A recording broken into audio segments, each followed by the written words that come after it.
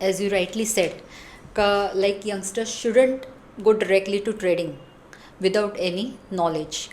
कारण आपल्याला काही ट्रेडिंग करायचं असेल किंवा इन्व्हेस्टमेंट करायची असेल किंवा कुठच्याही बिझनेसमध्ये इन्व्हेस्ट करायचे असेल तर आपल्याला कॅपिटल लागतं.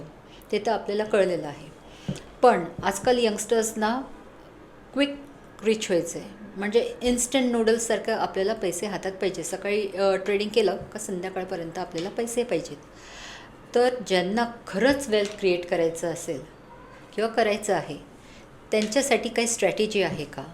तर एक सोप्या ह्याच्यात तू आम्हाला प्लीज सांग, की पॉईंट्समध्ये सांगितलं तरी चालेल, काही प्रॉब्लेम नाही, की जर वेल्थ क्रिएट करायचं असेल खरंच आपल्याला तर त्यासाठी स्ट्रॅटेजी काय आहे? खूप छान प्रश्न आहे. आपल्या व्ह्युअर्सला जे उत्तर अपेक्षित आहे ते मिळेल की नाही मला माहीत नाही. कारण व्ह्युअर्सला उत्तर असं अपेक्षित आहे की मी मल्टीबॅगर स्टॉक सांगावा, मी 3 वर्षामध्येच 10 कोटी रुपये कसे बनवावे. तर हे सगळं होण्यासाठी you have to be lucky. कुठलाही थर्ड पर्सन किंवा कुठलाही ॲडवायझर ह्याला हेल्प करू शकेल असं मला वाटत नाही. पण खरंच आपण खूप मोठ्या प्रमाणावरती पैसे बनवू शकतो का, वेल्थ क्रिएट करू शकतो का? तर आपण ती 100% करू शकतो. त्याच्यासाठी 3 शब्दांचा जर का आपण संग्रह केला आणि तो एक 20-25 वर्ष सांभाळला तर वेल्थ क्रिएशन होऊ शकते. तर ते 3 प्रश्न कुठले किंवा ते 3 शब्द कुठले?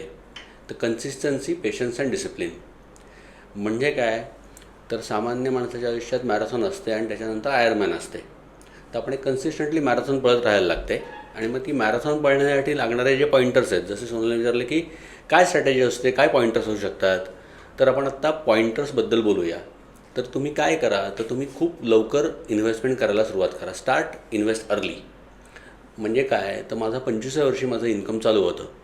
तर मी 25व्या वर्षी काय करीन, तर मी 30% पैसे बाजूला टाकेन.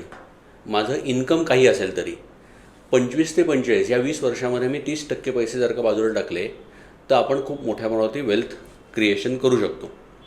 मग ते पैसे नक्की टाकायचे कुठे, तर आपल्याकडे 4 प्रकारच्या इन्व्हेस्टमेंट ॲव्हेन्यूज अवेलेबल आहेत. Fix deposit, EPF, PPF, gold, अतिशय कमी प्रमाणावरती किंवा गरज असेल तर रिअल इस्टेट, आणि सगळ्यात शेवटचं but not the list is equity. तर तुम्ही जेवढे यंग असाल तेवढे तुम्ही ग्रोथ ॲसेटमध्ये जास्तीत जास्त पैसे टाकले पाहिजेत. मग ते SIPच्या माध्यमातून असू दे, डायरेक्ट स्टॉकच्या माध्यमातून असू दे, कारण तुमच्याकडे खूप मोठा काळ अवेलेबल असतो. ही जी काही जर्नी आहे, आपण 25 ते 45 जी काही घेतो आहे त्याच्यामध्ये खूप हार्डल्स येतात.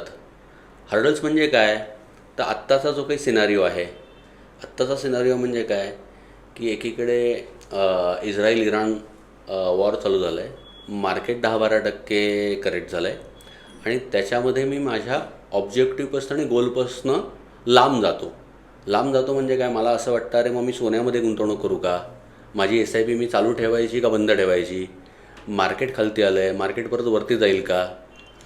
इतिहास असं सांगतो की एव्हरी 10 इयर्स काही ना काहीतरी त्रास तयार होतो आणि त्या त्रासामधूनच ॲक्च्युली रिटर्न तयार होतो. मग त्या काळामध्ये ॲक्च्युली आपल्या ऑब्जेक्टिव्हमध्ये आपण स्टिक राहिलं पाहिजे. कारण मला मॅरेथॉन पळायची आहे, मला 42 किलोमीटर पळायचं आहे. 42 किलोमीटर 41 किलोमीटर जे पळायचं आहे त्याच्यासाठी मला कन्सिस्टन्सी लागेल. मग हार्डल्स येतील का, तर हार्डल्स येतील. हार्डल कुठले येतात मॅरेथॉनमध्ये, कधीतरी मला दम लागेल, कधीतरी माझा पाय दुखेल, कधीतरी माझा ॲक्च्युली मसल टेअर होईल, पण तरी मला मॅरेथॉन पळायची आहे. मग मॅरेथॉन जशी पळतो आपण तसंच ॲक्च्युली आपल्याला SIP 20 वर्ष कंटिन्यू ठेवायची आहे. तर कुठली अनसर्टन्टी येऊ दे, कुठलाही हार्डल येऊ दे, मी माझ्या ऑब्जेक्टिव्हपासून दूर जाणार नाही. मग ते ऑब्जेक्टिव्हपासून दूर का जाणार नाही, तर मला हे कळलं पाहिजे की माझ्याकडे हे 4 ॲसेट क्लास आहेत, ते कुठल्याही सेंटिमेंटमध्ये मी कंटिन्यू ठेवणार आहे. म्हणजे काय, तर इंटरेस्ट रेट कमी झाले म्हणून मी FDमधले पैसे काढणार नाही आणि ते इक्विटी टाकणार नाही. तर FDचं ॲलोकेशन मी FDमध्ये ठेवीन, गोल्डचं ॲलोकेशन मी गोल्डमध्ये ठेवीन आणि इक्विटीचं ॲलोकेशन मी इक्विटीमध्ये ठेवीन. आणि हे जर का आपण केलं तर माझ्या मते अतिशय चांगल्या पद्धतीने वेल्थ क्रिएशन होऊ शकते. माझे सर्व गोल अचीव होऊ शकतात. Stay invested for long term. Long term म्हणजे काय, तर मिनिमम 5 ते 7 वर्षांनी एखादा गोल अचिवेबल दिसू शकतो आणि 20 वर्षामध्ये जसं सोनलने विचारलं अशी वेल्थ क्रिएशन होऊ शकते. म्हणजे काय, तर माझे 100 ते 300 रुपये होणं, माझे 1 कोटी रुपयाचे 3 कोटी रुपये होणं, 10 कोटी रुपयाचे 30 कोटी रुपये होणं, याला म्हणतात वेल्थ क्रिएशन. पण मग ही वेल्थ क्रिएशन ॲक्च्युली 7 ते 20 वर्षामध्ये होते. पहिल्या 7 वर्षामध्ये ॲक्युम्युलेशनमधनं आपल्याला वेल्थचा मार्ग दिसतो आणि त्याच्यानंतर ॲक्च्युली कंपाऊंडिंग चालू होतं. तर मला सांगायला असं आवडेल की वेल्थ क्रिएशन कधी तयार होईल, तर कन्सिस्टन्सी, पेशन्स आणि डिसिप्लिन. ज्या वेळी ॲक्च्युली एखाद्या ॲसेट क्लासमध्ये हर्डल असेल, हर्डल म्हणजे काय की दो asset class is not giving you return, that is a hurdle for that asset class. तेव्हा तुम्ही तुमच्या ॲडवायझरशी, तुम्ही तुमच्या डिस्ट्रीब्युटरशी बोललं पाहिजे की अरे नेमकं काय होतं आहे. आणि इक्विटी मार्केटमध्ये तर मला असं वाटतं की आत्ताचा काळ जो आहे किंवा येणारा एखादा जो काळ आहे हा सेलसारखाच आहे. सेल म्हणजे काय, तर आपण जेव्हा सेल लागतो तेव्हा माझ्या नीडपेक्षा आपण जास्ती गोष्टी खरेदी करतो.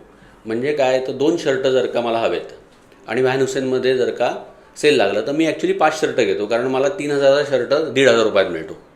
मग आज तीच परिस्थिती आहे की 85,000चं मार्केट जर का 76,000वरती आलं आहे तर ॲक्च्युली मला युनिट जास्त मिळत आहेत. तर मी ॲक्च्युली 5 शर्ट जसं घेतो तसे मी ॲक्च्युली पैसे टाकले पाहिजेत विथ 7-8 इयर्स व्ह्यू. तर माझा गोल अचीव होईल आणि माझी वेल्थ क्रिएट होईल. आणि वेल्थ जी क्रिएट होईल ती इक्विटीमध्येच तयार होईल. मग remaining asset class will give you the cushioning. तर मला आत्ता असं वाटतं की तुम्ही कन्सिस्टन्सी, पेशन्स आणि डिसिप्लिनमध्ये राहा. कुठल्याही गोलपासून आणि कुठल्याही ऑब्जेक्टिव्हपासून दूर जाऊ नका, कुठल्याही ॲसेट क्लासपासून दूर जाऊ नका.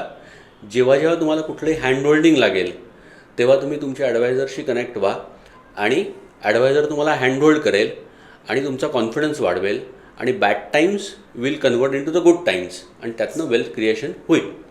थँक्यू सोनाली. ह्याच्यावरून आपण एकच शिकलो आहे, the biggest learning from today's topic is that let it be about trading और FNO is that future is not an option, but choose an option that puts future first. So start your SIP today.